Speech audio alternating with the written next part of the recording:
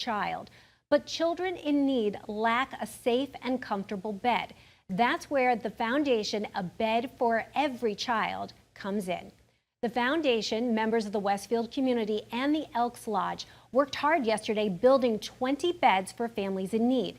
These new beds will help ensure that underserved children can not only dream big, but will hopefully thrive both at home and in the classroom. Along with brand new custom-made wooden beds, each child receives a new mattress.